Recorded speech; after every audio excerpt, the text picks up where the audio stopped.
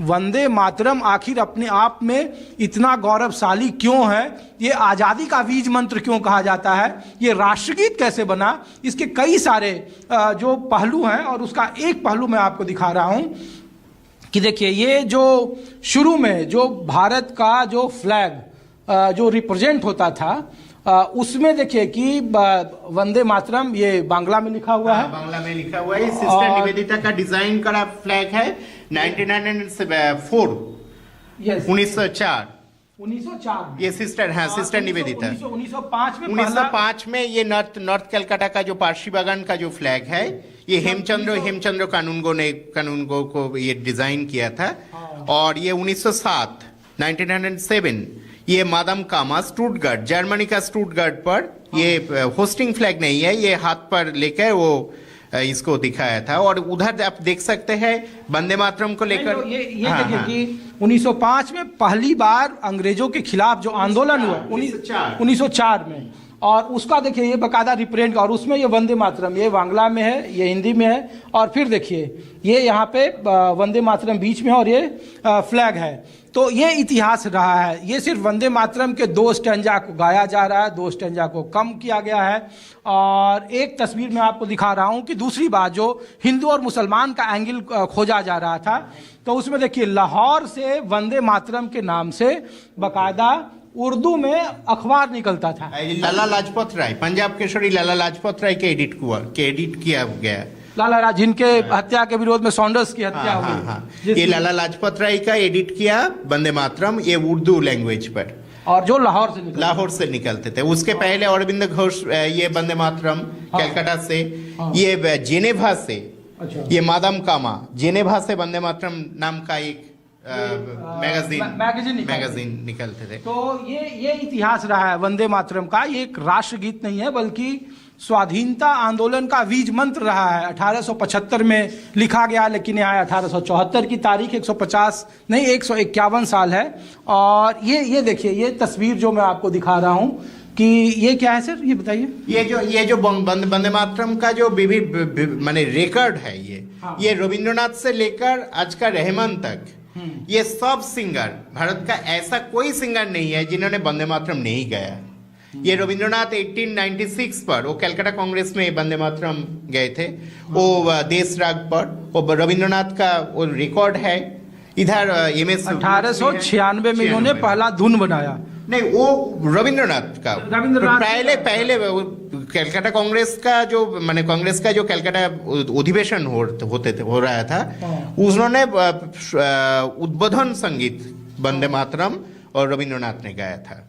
तो ये वंदे मातरम से जुड़ा हुआ इतिहास मैं आपको बता रहा हूँ। अब आपको मैं दूसरी जगह ले चला हूँ जहाँ पे जिस कमरे में बैठकर ये वंदे मातरम गीत लिखा गया, और बंकिम चंद्र चटर्जी के आनंद मठ या फिर जो वंदे मातरम का जो इतिहास रहा है वो अपने आप में कैसे जुड़ा हुआ है, उसकी कहानी क्या है, और उसमें कई सारे ऐसी चीज़ें हैं जो हमें और आपको जानना चाहिए। सिर्फ वंदे मातरम में हिंदू और मुसलमान का एंगल नहीं है, उसमें सिर्फ पहले 2 पैराग्राफ को राष्ट्रगीत में क्यों शामिल किया गया और आखिरी 2 को क्यों शामिल नहीं किया गया, इसकी राजनीतिक प्रतिबिंब और उसका शोध का मसला नहीं, बल्कि इसमें कई सारे तथ्य हैं जो हमें और आपको जानना चाहिए। मैं आपको दूसरी जगह ले चल रहा हूँ।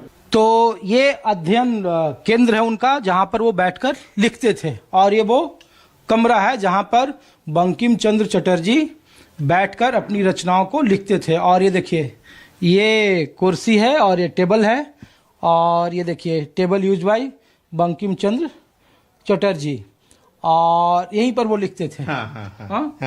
तो जो राष्ट्रगीत अब है वंदे मातरम 1875 1874 जो कहा जाता है अक्टूबर में, तो वो यहीं लिखा गया।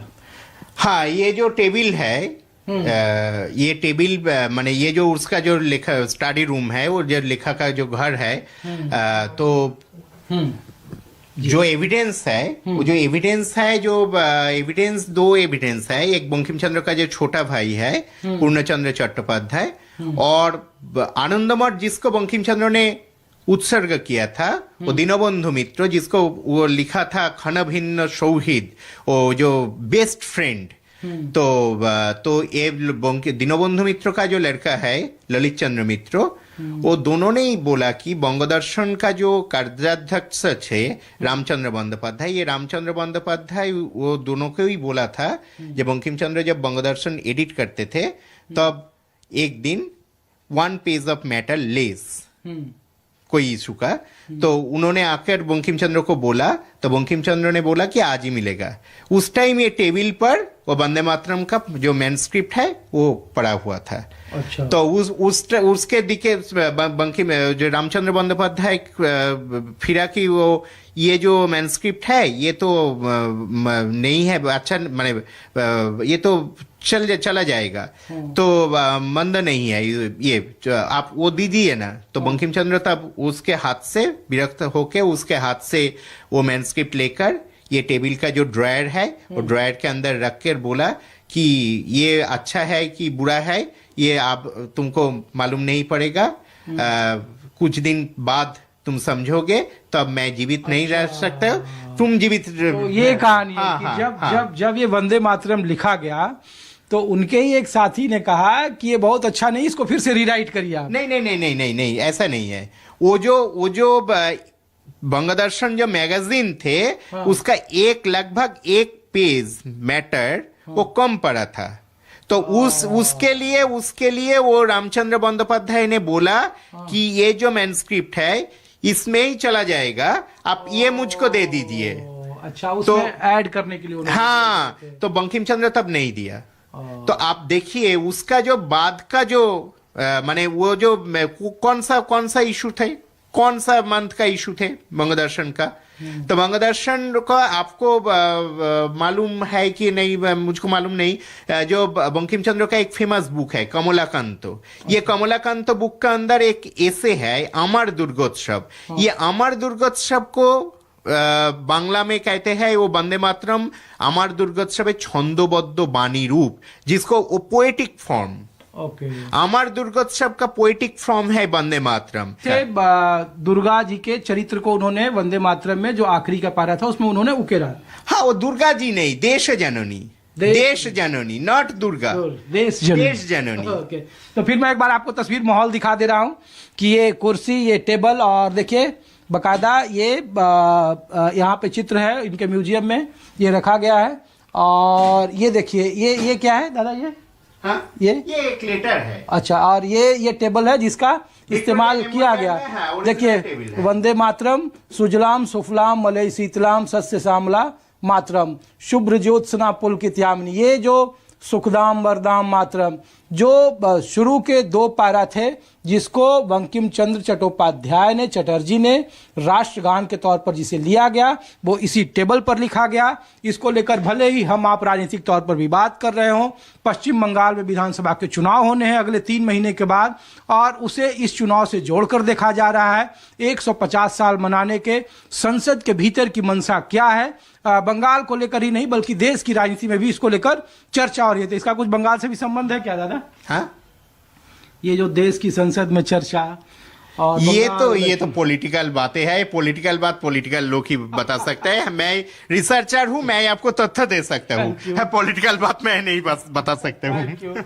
तो अब आपको मैं दूसरी जगह ले चलता हूँ। इस शहर में विधानसभा के चुनाव है, क्या माहौल है, आम लोग इसको लेकर क्या सोचते हैं, इस विवाद को लेकर के क्या हकीकत क्या फसाना, कुछ और जगहों पर कुछ और लोगों के बीच ले चलते हैं।